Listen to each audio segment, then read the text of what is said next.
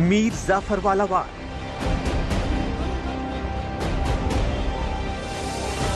मीर जाफर को माफी मांगनी ही पड़ेगी। सीधी चुनौती अब की बार। माफी मांगना ही चाहिए और मांगना ही पड़ेगा, क्योंकि आपने हिंदुस्तान को अपमानित किया है। माफी को लेकर आर पार। माफी मांगने का तो सवाल नहीं है।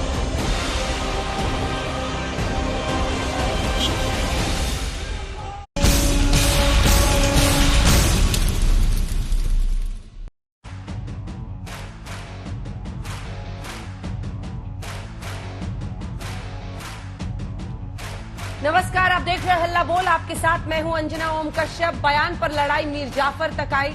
आज हम हल्ला बोल में इसी पर चर्चा करेंगे, लेकिन उससे पहले आपको मीर जाफर के बारे में जरा बताते हैं। मीर जाफर बंगाल के नवाब सिराजुद्दौला का सेनापति था, लेकिन उसे गद्दारी की, जिसकी वजह से पलासी की लड़ाई में अंग्रेज जीत गए और हिंदुस्तान में अपना पैर जमा लिया।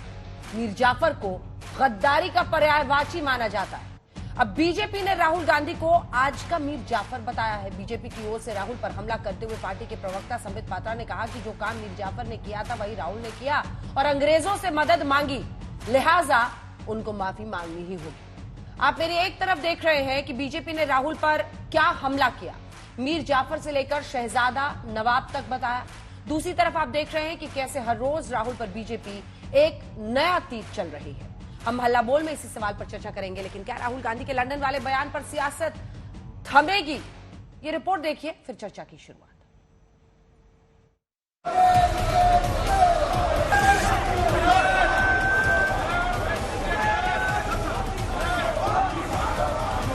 एक सदस्य आप भी विराजिए। हर रोज घमासान बड़ा हो रहा है, हर रोज सियासत धारदार हो रही है। लंदन वाले बयान को लेकर राहुल गांधी से माफी की मांग वाली लड़ाई में अपमान सम्मान की बातें, लोकतंत्र को बदनाम करने की दुहाई और देशद्रोह का आरोप पुराना हो गया। सदन में अवकाश घोषित किया जाए। एक अब बंगाल के नवाब सिराजुद्दौला के सेनापति मीर जाफर की एंट्री हो गई। It would not be an aberration to say that Rahul Gandhi is the present day Mir Jafar of Indian polity. जो उन्होंने लंदन में किया है वो ठीक वही किया है। शहजादा नवाब बनना चाहता है और शहजादे ने ईस्ट इंडिया कंपनी की मदद मांगी है नवाब बनने के लिए। मीर जाफर को माफी मांगनी ही पड़ेगी। जिस दिन राहुल गांधी गौतम अडानी का नाम लेना बंद कर देंगे, उस दिन राहुल गांधी इनके निशाने पे नहीं रहेंगे। एक दोस्त को बचाने के लिए शाह, शहनशाह, सारे वजीर, सारे प्रवक्ता सुबह सुबह आ जाते हैं। लंदन वाले बयान को लेकर राहुल पर अंग्रेजों से मदद मांगने का आरोप बीजेपी पहले से लगा रही है, लेकिन अब मीर जाफर से तुलना करके बीजेपी ने हमले को धार दिया है। माफी मांगे, क्योंकि पलासी की लड़ाई में नवाब सिराजुद्दौला के खिलाफ अंग्रेजों का साथ देने वाला मीर जाफर गद्दारी का पर्याय माना जाता है। अब बीजेपी कह रही है कि जनता का आदेश है, राहुल को माफी मांगनी ही पड़ेगी। हिंदुस्तान के एक साधारण जनता के रूप में ये आदेश देते हैं, ये डिमांड करते हैं कि यू हैव टू अपोलोजाइज। आपको माफी मांगना ही चाहिए और मांगना ही पड़ेगा, क्योंकि आपने हिंदुस्तान को अपमानित किया है, हिंदुस्तान को बदनाम करने का काम किया है और ये अधिकार आपको हिंदुस्तान की जनता ने नहीं दिया है। माफी मांगने का तो सवाल नहीं है। बार बार वो पूछते रहेंगे, हम उसको नकारते रहेंगे। उसमें कोई माने नहीं है कि होना बोल के इशू को डाइवर्ट करने के लिए कर रहे हैं। राहुल से माफी की मांग का शोर हर दिन संसद में भी सुनाई दे रहा है। दूसरी ओर अडानी पर जेपीसी की मांग को लेकर कांग्रेस समेत पूरे विपक्ष की मोर्चेबंदी जारी। हम तो चाहते हैं बजट का महत्वपूर्ण सेशन है, चर्चा हो, सब कुछ हो, राहुल जी जल्द माफी मांगे और सदन चले। क्षमा अगर किसी को मांगना है तो सबसे पहले प्रधानमंत्री नरेंद्र मोदी जी को मांगना पड़ेगा, क्योंकि विदेश की जमीन पे अगर हिंदुस्तान को कोई प्रधानमंत्री, ऐसा कोई प्रधानमंत्री है हिंदुस्तान में जो छोटा किया, नीच किया, अपमान किया, कलंकित किया, तो वो नरेंद्र मोदी जी है। दिन बीत रहा है, हंगामा जारी है, संसद ठप है, न सत्ता पक्ष झुकने के लिए तैयार है, न विपक्ष रुकने के लिए तैयार। न राहुल गांधी माफी मांग रहे हैं और न ही सरकार अडानी पर जेपीसी के लिए तैयार है। राहुल गांधी संसद में बोलने पर अड़े हैं, लेकिन संसद है कि चल ही नहीं रही है ना शुद्ध 100% सियासत। आज तक ब्यूरो। और इसी शुद्ध 100% देसी सियासत पर आइए चर्चा की शुरुआत करते हैं। गौरव भाटिया, राष्ट्रीय प्रवक्ता भारतीय जनता पार्टी के, हमारे साथ जुड़ गए हैं। अमीबेन याग्निक हमारे साथ जुड़ गई हैं, प्रवक्ता कांग्रेस पार्टी की, सांसद भी हैं। और हमारे साथ अनुराग भदौरिया जी जुड़ गए हैं, प्रवक्ता समाजवादी पार्टी के। गौरव भाटिया जी, ये कांग्रेस पार्टी का साफ कहना है कि अगर गौतम अडानी का नाम लेना राहुल गांधी छोड़ देंगे तो आप लोग भी माफी की मांग छोड़ देंगे, क्या ये सच है?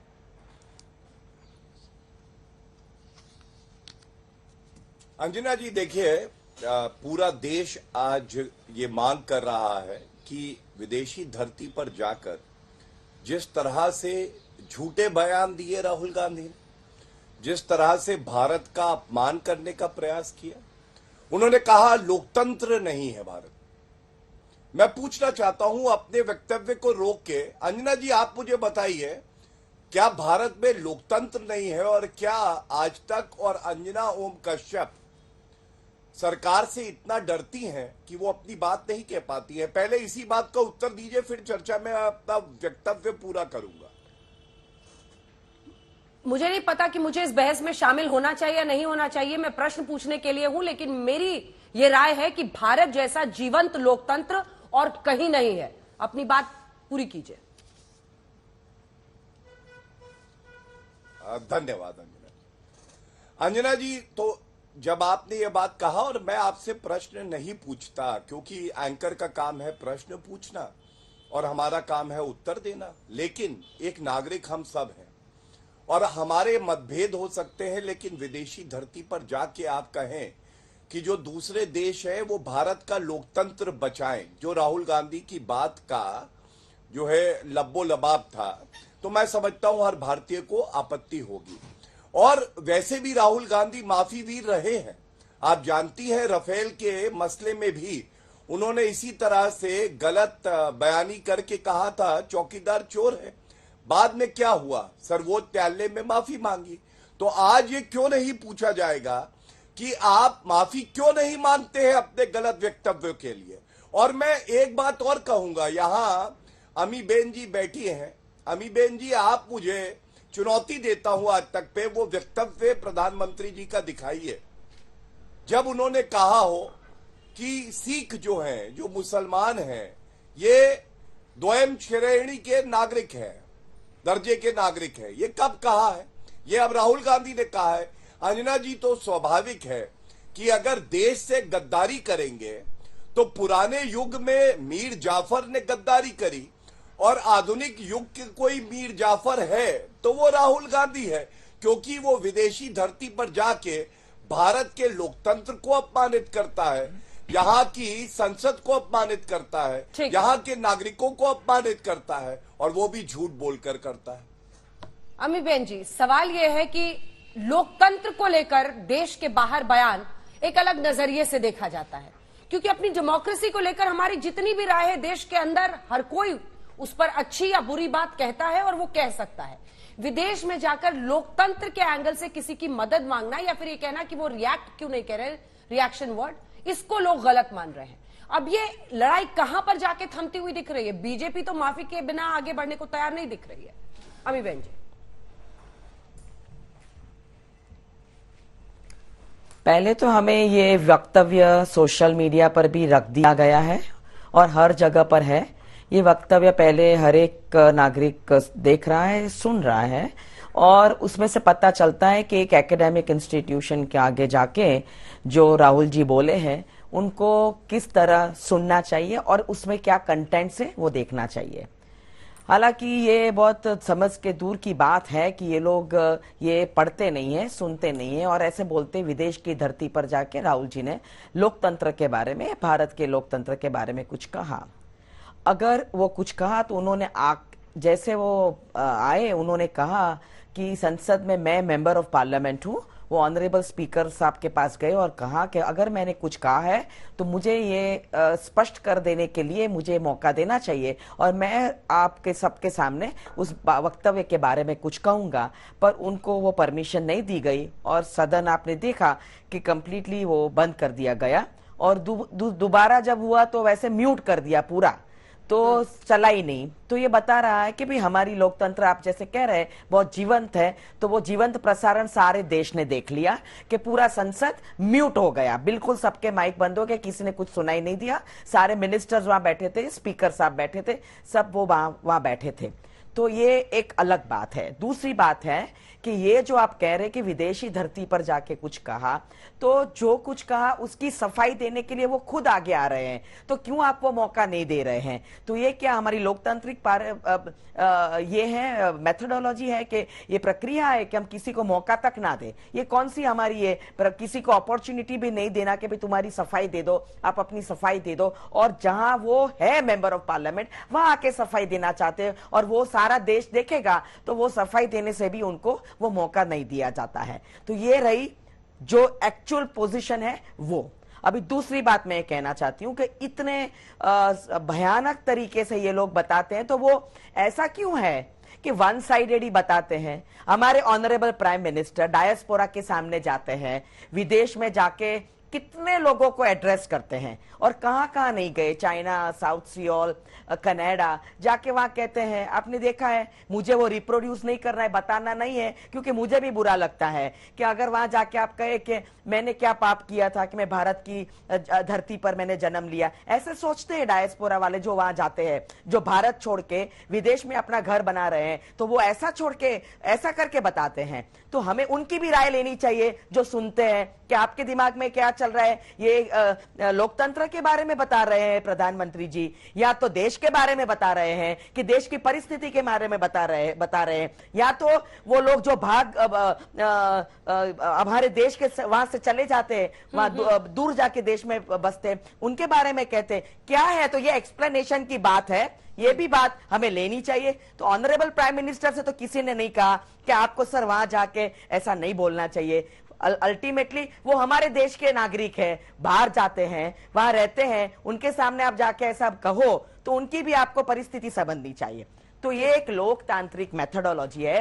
राहुल गांधी को एक मौका देके ये बात पर स्पष्ट कर देनी चाहिए कि आपका वक्तव्य क्या था, आपने आपके वक्तव्य में क्या कहा। पर आप ये तो पुरवार कर रहे हो। आप अंजना जी कह रही है कि हमारा लोकतंत्र बहुत जीवंत है। आपको लगता है म्यूट हो जाने से, माइक को बंद कर देने से, किसी को मौका तक नहीं देने का आप देते हो? तो अगर ऐसा लोकतंत्र जीवंत है तो आप ऐसा सोचो कि कोर्ट में अगर किसी को मौका ही ना दिया जाए अपने बारे में अपना पक्ष रखने के लिए, तो वो क्या जस्टिस, फेयरनेस कहलाएगा? तो ये सारी बातें राहुल गांधी को क्यों नहीं बोलने दे रहे? तो मैं तो इतना ही कहना चाहती हूँ, आप की बात का जवाब दे रही हूँ अम्मी बहन, क्यों नहीं बोलने दे रहे राहुल गांधी को? राहुल गांधी को क्यों नहीं बोले? एक छोटा सा जवाब दीजिए, उसके बाद से हमारे साथ जुड़ गए कीर्ति आजाद भी और अनुराग भदौरिया जी। मैं आ रही हूँ। देखिए, शुरुआत इसी बात से कर लेते हैं। अभी यहाँ पे अम्मी बेन जी ने कहा कि माइक म्यूट हो गए। मैं तारीख बताता हूँ, 7 फरवरी 2023। ये करीब 43 मिनट और 41 सेकंड का भाषण जो है राहुल गांधी ने दिया और सारे चैनल ने उसको काटा भी था। तो अगर माइक म्यूट होता तो आज तक केवल तस्वीर राहुल गांधी की और वीडियो दिखा रहा था क्या? माइक तो म्यूट था नहीं अंजना जी। तो ये झूठ नंबर 1 है कि बोलने नहीं दिया जाता संसद में और माइक म्यूट हो जाता है। दूसरा झूठ, मैं उसका जिक्र कर चुका हूं कि मोदी जी ने कहा है कि सिख और मुसलमान जो हैं ये द्वयम श्रेणी के नागरिक हैं। तीसरा झूठ, राहुल गांधी ने यह भी कहा विदेशी धरती पर अंजना जी कि मैं किसी भी भारतीय विश्वविद्यालय में नहीं जा पाता हूं, कैम्ब्रिज तो मैं आ गया हूं। तो मैं पूछना चाहता हूं, 2016 में जब जेएनयू गए थे और भारत तेरे टुकड़े होंगे के नारे लग रहे थे, तो वो राहुल गांधी ही गए थे या कोई और था? और 2019 में वो दिल्ली यूनिवर्सिटी गए, 2019 में पुणे गए, 2015 में बैंगलोर गए। ये कुछ उदाहरण है, ये 3 झूठ तो मैंने आज तक पे बता दिए। अब मैं ये पूछना चाहता हूं, आप कहती है बोलने का मौका नहीं दिया जा रहा। राहुल गांधी जी लिखित में ये दे दे कि मैं बोलने का मौका मांग रहा हूं और मैं माफी मांगना चाहता हूं क्योंकि मैंने देश का अपमान किया झूठ बोलकर, और इसलिए मुझे मौका चाहिए। वरना जो राहुल गांधी का चरित्र है हम सब जानते हैं, बात क्या करते हैं और बोलते क्या है। समय लेंगे और वहां संसद के पटल पर क्या बोलेंगे क्या हमने देखा नहीं है। ठीक है, नरेंद्र मोदी जी के लिए अब शब्द किस तरह से कहे, अनर्गल आरोप लगाए, हमने ये भी देखा है। अदानी के मुद्दे पे क्या क्या बोले। अब मैं आपको एक बात और कह दूं, अगर आप मुझे 30 सेकंड का समय दें। आप याद करिए किस तरह से विपक्षी दल, खासकर कांग्रेस और खड़गे जी का बयान सामने है, कह रहे थे कि सर्वोच्च न्यायालय जांच कराए अदानी मुद्दे पर। आज सर्वोच्च न्यायालय ने जांच के आदेश दे दिए हैं, तो फिर अब क्यों कह रहे हैं कि जेपीसी होनी चाहिए? क्योंकि ये तो खड़गे जी का वक्तव्य है जिसमें उन्होंने कहा था कि सर्वोच्च न्यायालय अपनी निगरानी में जांच करे, जो कि आदेश अब पारित हो गया है। जवाब दीजिए इसका भी बहन जी, छोटा सा रिस्पॉन्स। पहले तो मैंने ऐसा कहा नहीं है कि म्यूट कर दिया, मैंने ये कहा म्यूट हो जाता है, पर ये बात आज वो वक्तव्य की है तो भटकाने का काम ना करें। आपके जो प्रवक्ता आए हैं यहाँ पे, वो मैं इतना ही कह रही हूं, उन्होंने परमिशन मांगा कि मैंने एक मेंबर ऑफ पार्लियामेंट हूं और मुझे सफाई जो यहाँ मैंने वक्तव्य दिया है वहां कैम्ब्रिज में, उसकी मैं सफाई यहाँ देना चाहता हूं, बताना चाहता हूं। तो वो स्पीकर साहब के पास से परमिशन ली है।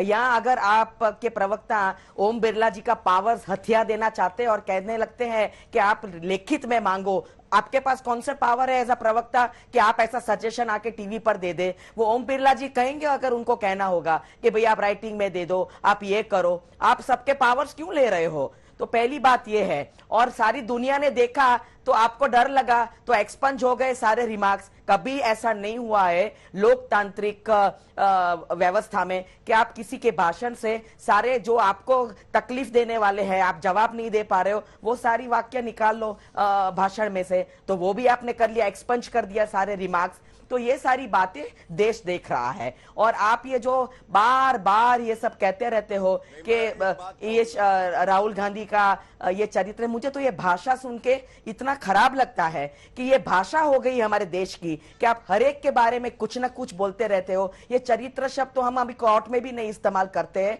For any kind of use, it looks very bad. तो ये पार्लियामेंट्री लैंग्वेज, ये टीवी पर बोलने की भाषा इनकी जो है, वो मुझे लगता है पूरा युवान, अपने बच्चे, हमारे यंगस्टर्स देख रहे हैं कि किस स्तर पे ये ले गए हैं। अगर वो इतना आपको इतनी चिंता है तो we should look at what has happened to the social fabric of this country. Let us not get into all this details. इतना है मतलब कि पॉइंट यही है इंपॉर्टेंट कि राहुल गांधी जी अपनी सफाई देना चाहते हैं, वो सफाई नहीं दे पा रहे हैं, और वो है लोकसभा में तो उनका दायित्व वहां वो होता है, उनका रिक्वेस्ट वहां होती है और स्पीकर साहब को उसको परमिशन देनी है, वो नहीं दे रहे। पर भाजपा बीजेपी खड़ी हो जाती है। कभी रूलिंग पार्टी के लोग खड़े होके बंद नहीं करवाते हैं, हाउस बंद करवाते हैं, रूलिंग पार्टी खड़े होके चिल्ला चिल्ली करते हैं कि राहुल गांधी माफी मांगे। सिर्फ कांग्रेस वर्सेस बीजेपी बन के रह जाएगी बहस। रुक जाइए थोड़ा सा, कि अडानी फ्रॉड नहीं, कॉर्पोरेट स्कैम है, पूरी इंटरनेशनल दुनिया देख रही है कॉर्पोरेट फ्रॉड। तो ये इस पे चर्चा हो, इस पे उसका संज्ञान लेके उस पे इन्वेस्टिगेशन। ठीक है गौरव जी, सिर्फ एक लाइन। वो ये कह रही है कि देखिए प्रेस कॉन्फ्रेंस भी की राहुल गांधी ने, उन्होंने कर्नाटक में भाषण भी बीते दिन दिया है, लेकिन वो संसद में बोलना चाहते हैं, वहां क्यों नहीं बोलने दे रहे हैं आप लोग? नहीं अंजना जी, मैं समझता हूं अमीबेन जी ने जो बात कही है वही बात मैंने भी कही थी। मैंने तो कहा कि भाई ये स्पीकर का विशेषाधिकार है। आप मुझसे सवाल पूछेंगी तो मैं तो यही बताऊंगा कि राहुल गांधी का चरित्र यही रहा है कि वो कहते कुछ है, करते कुछ है। और अगर उनको लगता है कि उन्हें इसी पे स्पष्टीकरण देना है और देश को सफाई देके माफी मांगनी है, तो ये स्पष्ट कर दे स्पीकर महोदय को, इसमें इनको आपत्ति नहीं होनी चाहिए। और दूसरी बात, भाषा की मर्यादा की कर रही थी। अरे मैंने चरित्र कहा, चरित्र मीन्स कैरेक्टर, ओके। और जो आप कहते हैं नरेंद्र मोदी की कब्र खुदेगी, आप कहते हैं मौत का सौदागर, खून की दलाली, वो कितना उचित है? आप बताइए, चौकीदार चोर है पे आज तक माफी मांगी राहुल गांधी ने? वो तो उस वक्तव्य को भी ठीक ठहराते हैं।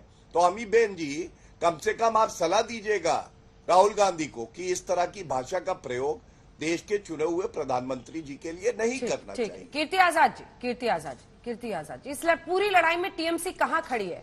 क्योंकि मल्लिकार्जुन खड़गे विपक्षी एकजुटता करने के लिए अडानी के मुद्दे पर जितनी मीटिंग्स करते हैं उससे टीएमसी अलग रह रही है। क्या स्टैंड है आपका? क्या आपको लगता है कि राहुल गांधी ने जो विदेश में बोला है वो सही है, गलत है, माफी की मांग गलत है या सही है? क्या स्टैंड है? गतिरोध जो इस वक्त संसद में चला हुआ है उस पर कीर्ति जी। गतिरोध हमारा केवल एक ये है कि विषय से, मुद्दे से लोगों को दिग्भ्रमित करने के लिए प्रयास किया जा रहा है कि राहुल गांधी से माफी मांगी जाए। हमारा केवल एक ये कहना है, आपने कहा कि हिंडनबर्ग को हम कैसे बुलाएंगे और कैसे करेंगे। मामला है अडानी का, जो 1,20,000 करोड़ का नुकसान हुआ है आम लोगों को। LIC में 70% भारतीय लोग हैं जो अपना पैसा लगाते हैं। वो मध्यम वर्ग के आते हैं, निम्न मध्यम वर्ग के आते हैं, अधिकतर वो लोग हैं जो LIC में पैसा लगाते हैं। इसी प्रकार से स्टेट बैंक का पैसा उसमें से गया है, PNB का पैसा उसमें से चला गया है। हमारी मांग केवल यह है कि JPC हमने देखा है कि किस प्रकार से इतने सालों से उसका कोई निष्कर्ष नहीं निकल करके आया है। हमने कहा है कि सुप्रीम कोर्ट के माध्यम से इसके ऊपर जांच होनी चाहिए और अडानी का तुरंत अरेस्ट होना चाहिए। अभी मेहुल चोकसी देखिए, जिस पर लुकआउट नोटिस था वह फ्री हो गया। यहां से देश से लोग भाग गए, उनको वापस लाने का था, उनको वापस लेकर के नहीं आए। तो हमारा यह कहना है कि अडानी को तुरंत अरेस्ट किया जाए जिससे वो देश से भागे नहीं, और 1,20,000 करोड़ का जो नुकसान हुआ है वह नुकसान कम से कम उसके भराई पूर्ति तो हो, किसी तरीके से वह सामने तो आए। तो इन मुद्दों से भटकाने के लिए यह प्रयास किया जा रहा है कि राहुल गांधी माफी मांगे। आप सोचिए, देश की सुरक्षा की बात हम लोग करते हैं। अभी तो हमने कहा कि राहुल गांधी ने बाहर कहा और देश की बदनामी हो गई। मुझे यह बताइए कि 5 महीने से देश की सुरक्षा में सबसे बड़ा सेंध अगर किसी ने मारा है तो वह भारतीय जनता पार्टी के एक सदस्य ने, जो PMO का असिस्टेंट सेक्रेटरी बनकर कश्मीर में 5 महीनों तक घूमता रहा। Z+ सिक्योरिटी ली। Z+ सिक्योरिटी लोगों को ऐसे ही नहीं मिलती है, वह मिलती है जब तक कि गृह मंत्रालय यहां से न कहे। और वह वहां पर 5 महीने तक घूमता रहा, अपने फेसबुक पर, अपने सोशल मीडिया पर सब कुछ देता रहा। उसके बावजूद सरकार ने उसको नहीं पकड़ा। उसकी एड्रेस क्या था? 34 मीना बाग। मैं सांसद 3 बार रह चुका हूं और मुझे मालूम है वहां पर या तो केवल संसद सदस्य रहते हैं, केवल या संसद सदस्य को, गेस्टों को वहां पर रखा जाता है।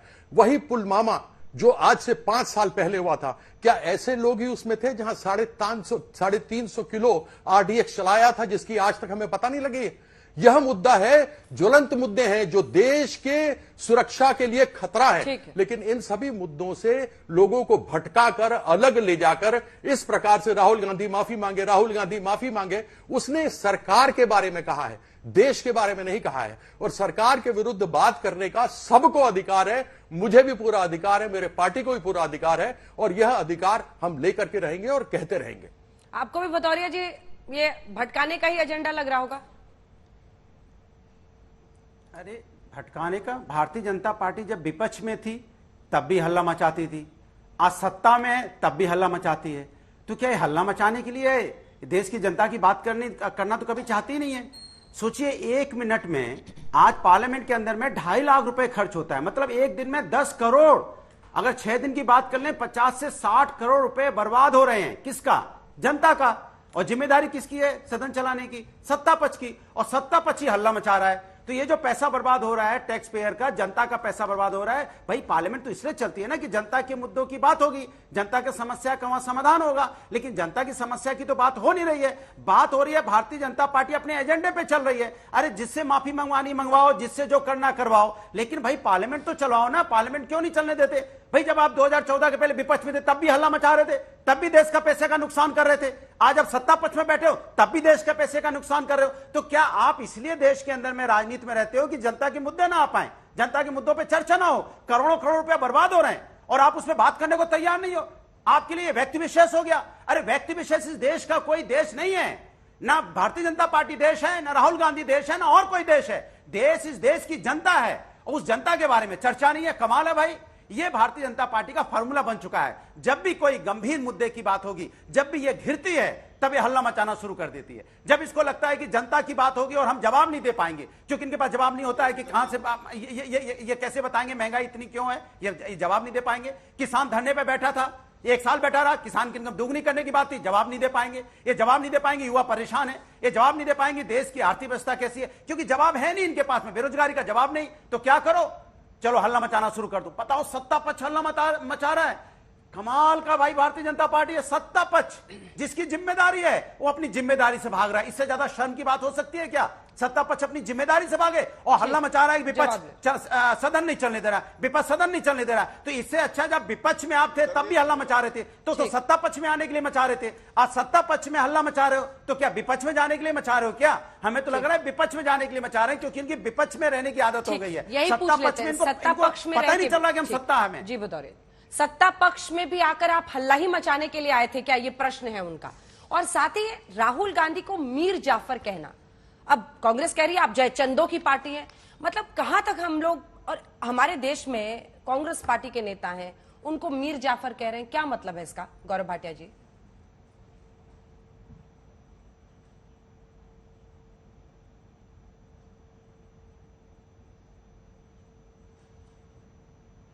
गौरव जी,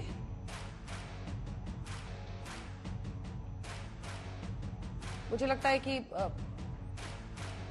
ठीक है, उनका फीड फ्रीज हो गया, उसको ठीक कीजिए जैसे ही ठीक होता है।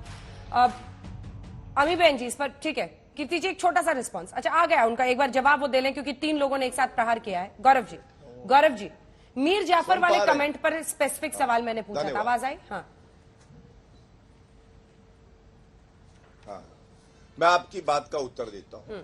अंजना जी, आप पहले मुझे ये बताइए, मैं तो आपको ये बता चुका हूं कि राहुल गांधी मीर जाफर क्यों है आधुनिक युग के। मैं फिर से बता देता हूं, जब डोकलाम का संकट था और भारतीय सेना दिखा रही थी कि वो कितनी वीर है, तो टेंट के नीचे हक्का नूडल कौन खा रहा था?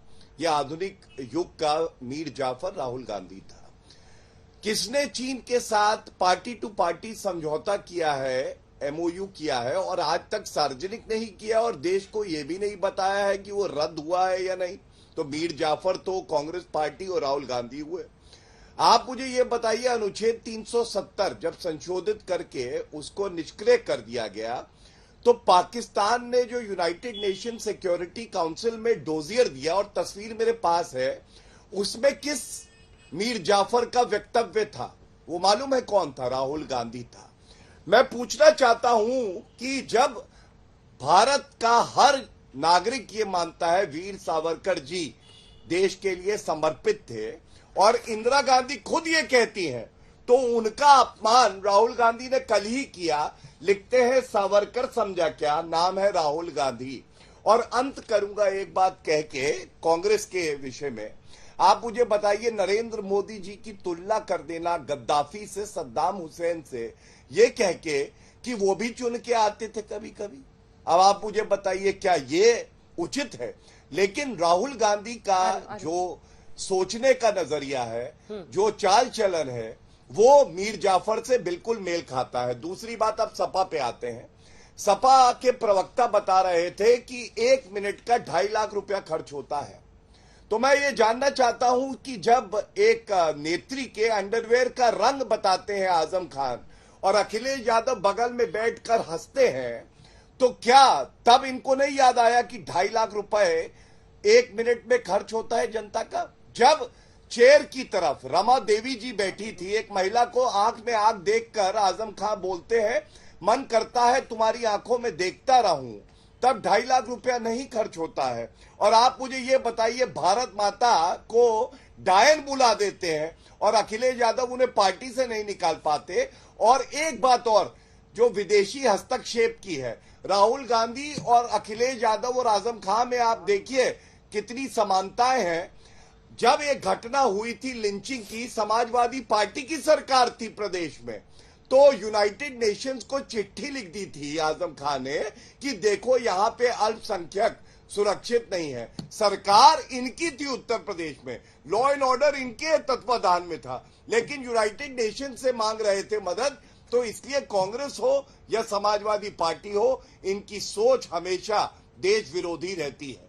ठीक है, एक बार कीर्ति जी को दिखा दीजिए, वो बहुत देर से हाथ उठा रहे थे बोलने के लिए। के प्रवक्ता का भी उत्तर दे दूंगा। ठीक, कीर्ति जी।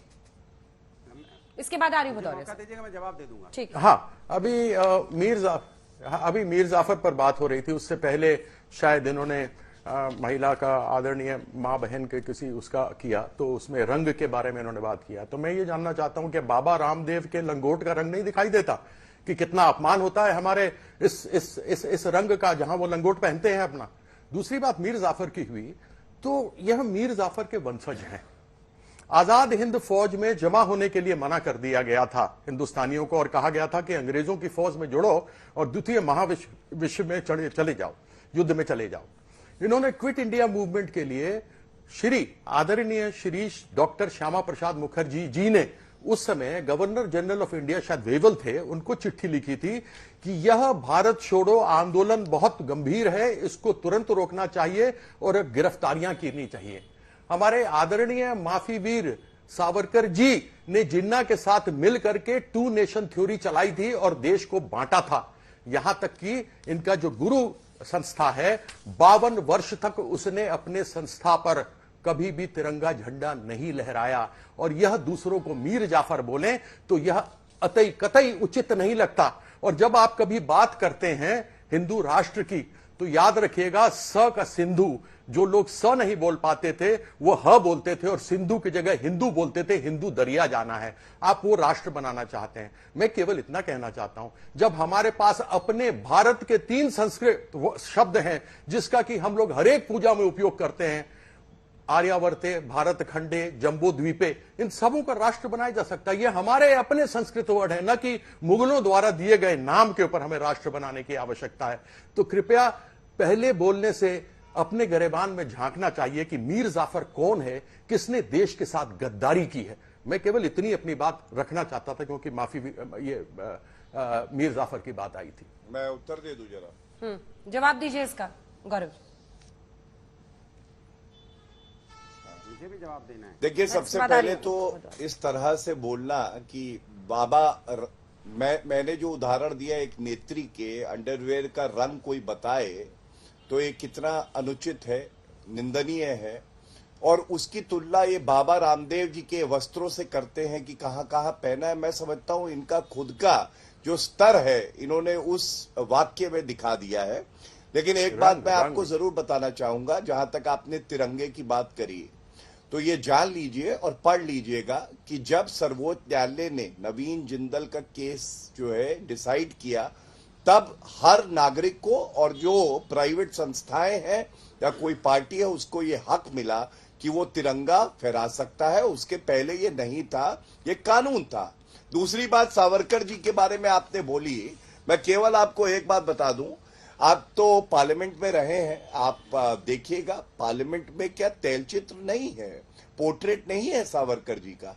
तो आप ये कहना चाह रहे हैं कि संसद में जिस व्यक्ति का पोर्ट्रेट है वो माफी वीर है। आपने ये बात कही है, जैसे राहुल गांधी कहते हैं।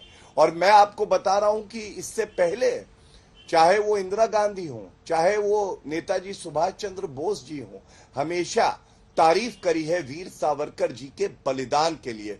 जहां वो रहे हैं वहां पे कोई आप जैसा व्यक्ति 1 घंटा नहीं बिता सकता है, और उन्होंने 2 काला पानी की सजा जो है वहां पे बिताई है और दिखाया है कि देश प्रेम क्या होता है। और एक बात मैं और बस कह दूं कि इन्होंने हमारे संस्थापकों के बारे में, इन्होंने हमारे संस्थापकों के बारे में भी कुछ कहा।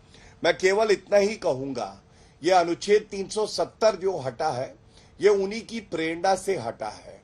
हमने ही ये कहा था कि एक देश में 2 निशान, 2 विधान, 2 प्रधान नहीं हो सकते, और उसके बाद ये संशोधन हुआ। ये अपने आप में दर्शाता है उनकी सोच क्या थी, वो देश से कितना प्रेम करते थे, चाहे वो दीनदयाल उपाध्याय जी हो, चाहे श्यामा प्रसाद मुखर्जी जी।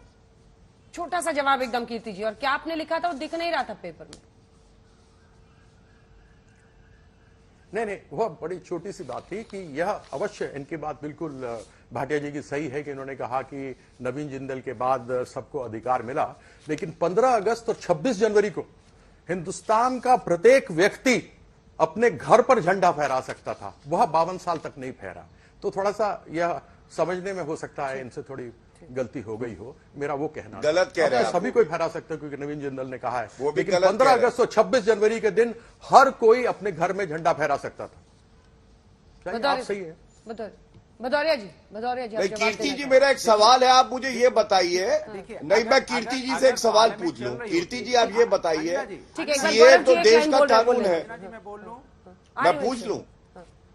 हाँ, मैं कीर्ति जी से एक सवाल पूछता हूं।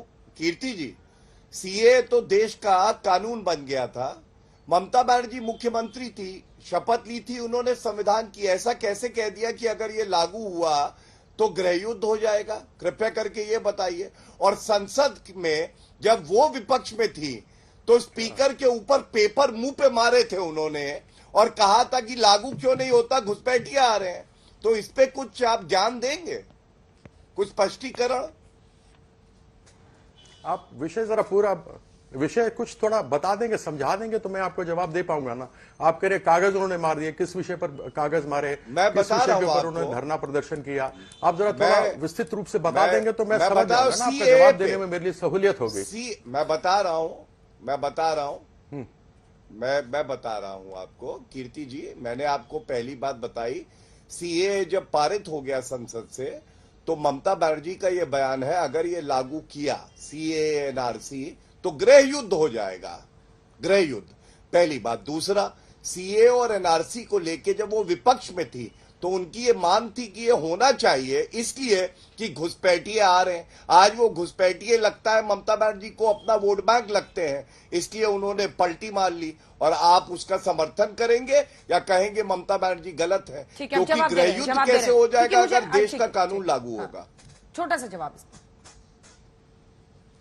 देखिए, सबसे पहली बात तो यह है कि सीए और एनआरसी में जिस उद्देश्य से आप करना चाह रहे हैं, उस देश में बहुत सारे भारतीय हैं जो मेरे जैसे हैं, या जैसे मेरे बाप हो या पुराने समय के लोग रहे हों, जिनके पास अपना डेट ऑफ बर्थ नहीं है, जिनके पास सर्टिफिकेट नहीं है कि वो यहाँ के भारत के नागरिक हैं, क्योंकि उस जमाने में होता ही नहीं था ये सब कुछ।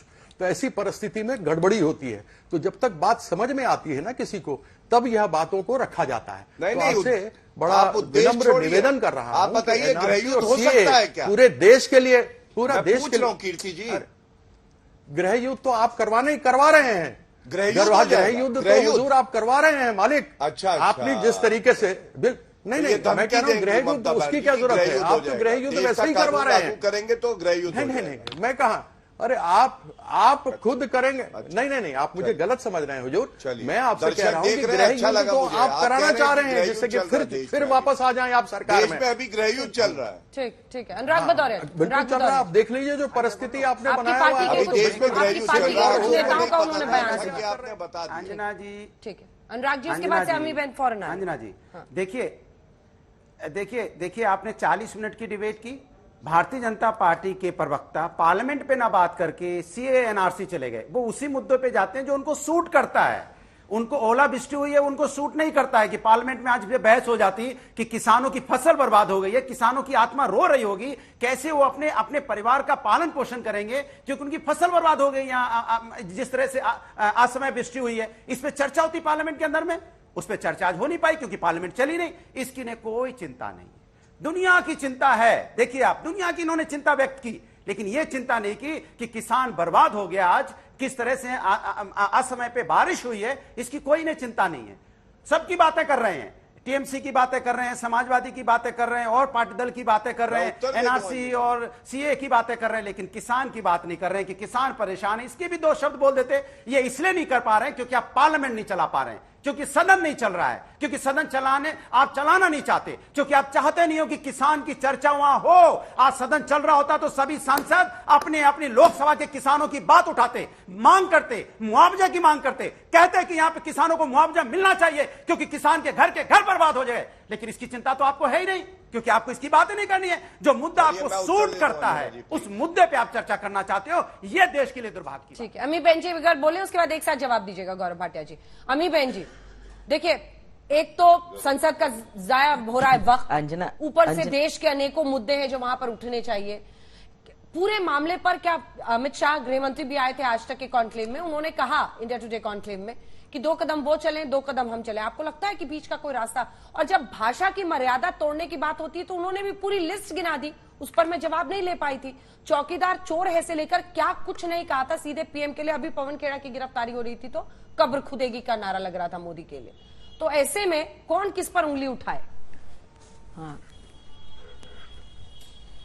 देखिए, वो भाषा की मर्यादा की मैं बात कर रही थी कि यहाँ जो आप जो लफ्ज इस्तेमाल करते हैं और आप जो बता रहे थे वो रैली में कहीं बोलते हैं, पॉलिटिकल रैलीज में, और यहाँ टेलीविजन पे बोलना और बार बार पूरी दुनिया पूरा देश देख रहा है, वो मैंने बताया था। वो पूरी लिस्ट लेके आए, 10-15 मिनट वो लिस्ट चलेगी, मैं काउंटर लिस्ट लेके आऊंगी, ये बात नहीं थी। मैंने बोला कि उनको ये शब्द जो इस्तेमाल करते नहीं करना चाहिए, अगर उनको करना है तो वो करे, वो उनकी मर्जी है।